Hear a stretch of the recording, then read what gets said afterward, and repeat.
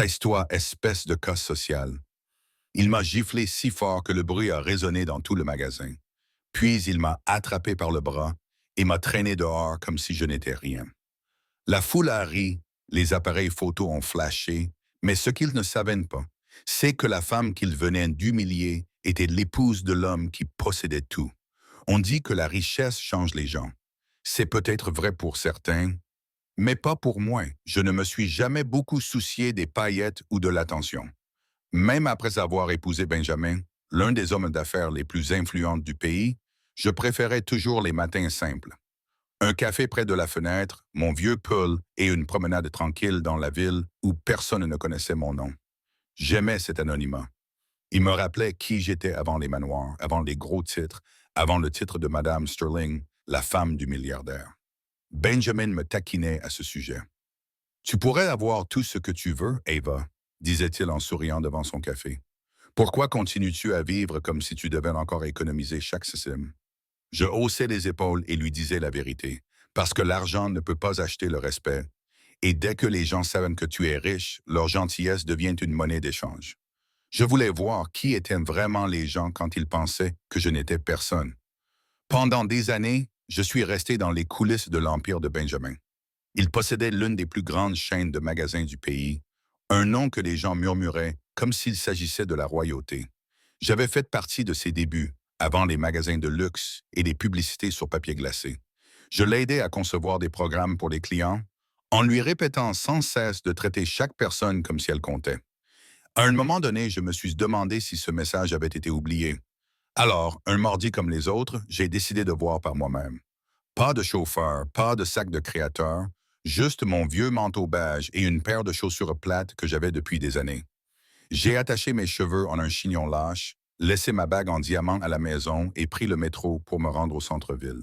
Personne ne m'a regardé deux fois et cela m'a plu.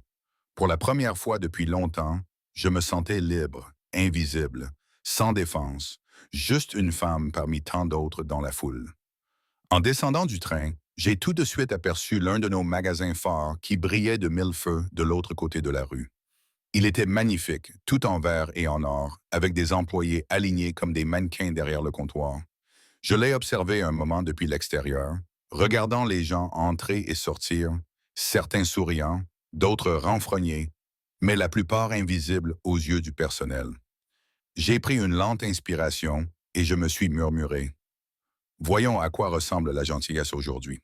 En entrant, une odeur de parfum coûteux a envahi l'air. Quelques clients se sont retournés pour me regarder, leurs yeux scrutant mon manteau, mes chaussures, mes cheveux. Leurs expressions disaient ce que leur bouche ne disait pas. Elle n'a pas sa place ici. J'ai souri poliment et j'ai ignoré les chuchotements. Je n'étais pas là pour prouver quoi que ce soit. J'étais là pour tout voir. Je me suis dirigé vers le comptoir et j'ai attendu patiemment que les autres soient servis avant moi, même si j'étais là depuis plus longtemps.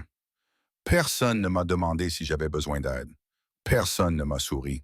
Je pouvais presque sentir le mur invisible entre ceux qui avaient de l'argent et ceux qui semblaient n'en avoir pas. Je suis resté là, silencieuse, serrant mon petit sac à main, sans me rendre compte que cette simple visite, cet acte discret de curiosité, allait se transformer en la leçon la plus bruyante de ma vie. Le magasin était l'un de ces endroits qui respiraient pratiquement le luxe. Chaque recoin scintillait, chaque étagère brillait de produits importés, et chaque employé se tenait debout avec un sourire répété, jusqu'à ce qu'il voie quelqu'un comme moi. Dès que je me suis approché du comptoir, l'atmosphère a changé. La fille derrière la caisse m'a jeté un rapide coup d'œil, son expression oscillant entre l'ennui et la suspicion, avant de tourner son attention vers la femme debout à côté de moi, couverte de bijoux de créateur. J'ai attendu tranquillement, espérant qu'elle remarquerait que j'étais la suivante, mais elle ne l'a pas fait. Au lieu de cela, elle s'est penchée vers la riche cliente et lui a chuchoté quelque chose qui les a fait rire toutes les deux. Mes joues ont rougi, non pas par embarras, mais parce que cela m'a rappelé à quel point les gens jugent facilement la valeur d'une personne en fonction de son apparence. J'ai serré la petite carte que je tenais dans ma main, celle que je comptais utiliser pour acheter un cadeau pour l'un des partenaires caritatifs du magasin, et je me suis rappelé de rester calme. À ce moment-là, un homme grand, vêtu d'un costume gris sur mesure, est entré. Son eau de Cologne est arrivée avant lui, lourde et coûteuse. Il se comportait comme si le monde lui devait son temps. J'ai appris plus tard qu'il s'appelait Preston. Il a balayé le magasin du regard, comme s'il cherchait quelqu'un à rabaisser, et malheureusement, son regard s'est posé sur moi. Qu'est-ce qu'une personne comme vous fait ici? A-t-il demandé à voix haute, d'un ton empreint d'arrogance. Les rires qui ont suivi ne venaient pas seulement de lui, mais aussi des quelques personnes à proximité qui voulaient rester dans ses bonnes grâces. Je pouvais sentir leurs yeux me scruter, jugeant mon manteau simple, mes chaussures éraflées, mes cheveux sans style. J'ai pris une inspiration et j'ai répondu doucement. Je suis juste venu acheter quelque chose. Preston a ricané. Acheter quelque chose, ici? Tu sais combien coûte un seul article? Je suis restée silencieuse, espérant qu'ils se lasseraient et partiraient. Mais les tyrans s'arrêtent rarement quand leur public les regarde. Il s'est approché, envahissant mon espace. Les gens comme toi devraient apprendre à rester à leur place. Ce magasin n'est pas pour... Il s'est interrompu, me regardant de haut en bas. Les cas sociaux. Le directeur est alors apparu, un homme que j'avais reconnu depuis les débuts de l'entreprise, mais qui ne m'avait pas reconnu. J'ai failli sourire devant l'ironie de la situation. Il a demandé ce qui se passait et Preston m'a montré du doigt comme si j'étais une tache sur le sol. Elle retarde la file d'attente, a-t-il dit. Vous ne voyez pas qu'elle n'a rien à faire ici? Le visage du directeur s'est durci, non pas par empathie, mais par accord. Madame, si vous n'êtes pas ici pour faire un achat sérieux, je vais devoir vous demander de vous écarter. Mon cœur s'est serré, non pas à cause de ces mots, mais parce que j'avais contribué à rédiger la devise originale de l'entreprise il y a des années. Chaque client compte. Je voulais le leur rappeler, mais je me suis contenté de sourire faiblement et de dire « Ce n'est pas grave, je peux attendre ». Leurs rires reprirent. Des appareils photo commencèrent à sortir des poches. Quelqu'un murmura « Elle est folle de se disputer avec Preston ». Mais je ne me disputais pas. Je restais simplement là, calme comme toujours, inconsciente que leur cruauté était déjà enregistrée et que le monde allait bientôt voir le masque de leur fausse supériorité s'effondrer de la manière la plus inoubliable qui soit. L'air dans le magasin semblait plus lourd, comme si chaque respiration que je prenais aspirait leur mépris. J'entendais le tintement doux des bracelets en verre et le murmure discret des chuchotements. Des gens qui faisaient semblant de ne pas regarder, mais ne pouvaient détourner les yeux. Preston s'appuya contre le comptoir, souriant, sa voix suffisamment forte pour que tout le monde l'entende. « Tu dois être perdue, ma chérie. La boutique d'occasion est à 3 pâtés de maison. » Je l'ai regardée, calme mais ferme. Je suis exactement là où je dois être. Mes paroles ne semblaient que l'amuser. « Oh, elle répond, ricana-t-il en jetant un coup d'œil au gérant. Vous laissez n'importe qui entrer ici maintenant? » Le gérant rit nerveusement, clairement peu disposé à me défendre. C'était étrange la façon dont les gens riaient quand ils n'avaient pas le courage de s'exprimer. J'avais déjà vu ce regard, la peur se cachant derrière de faux sourires, mais je refusais de me laisser intimider.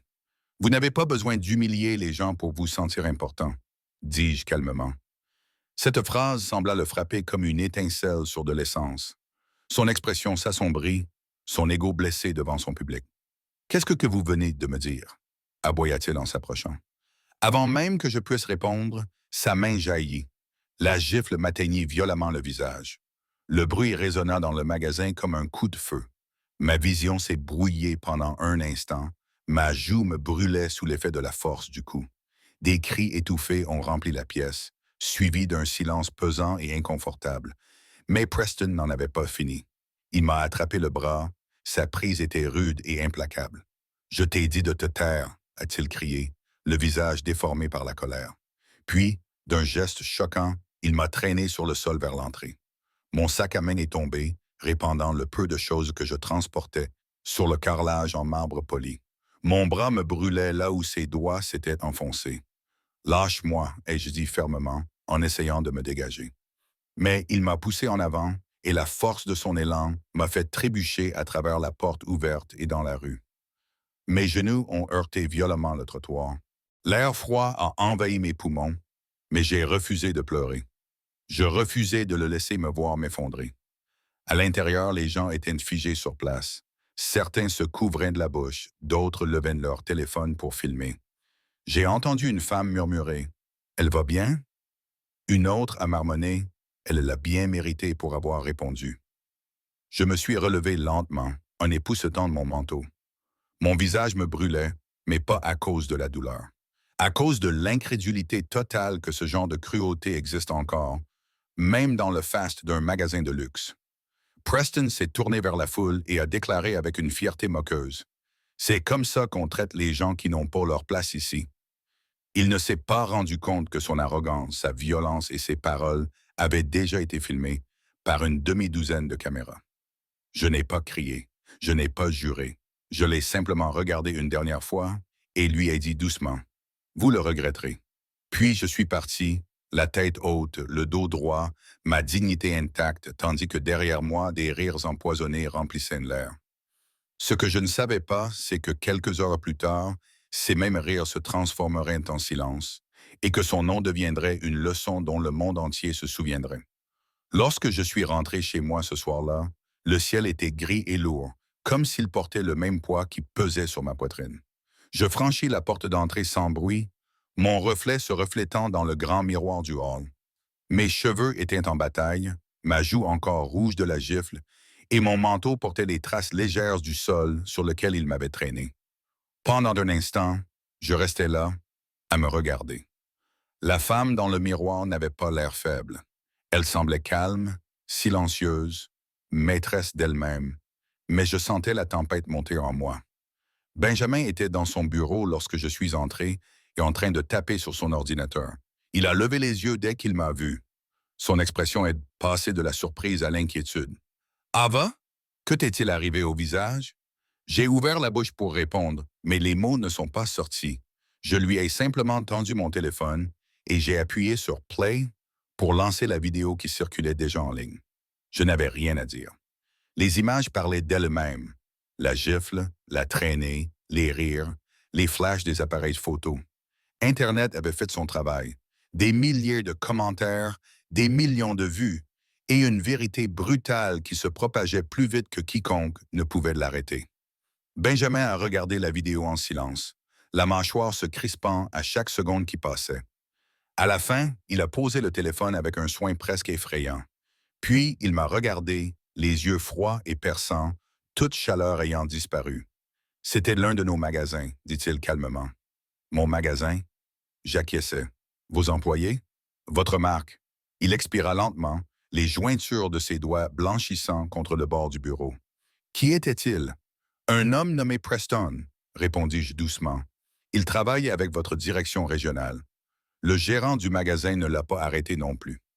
Benjamin se leva, le visage impassible. « Pas de cri, demanda-t-il, presque à lui-même. « Pas de défense?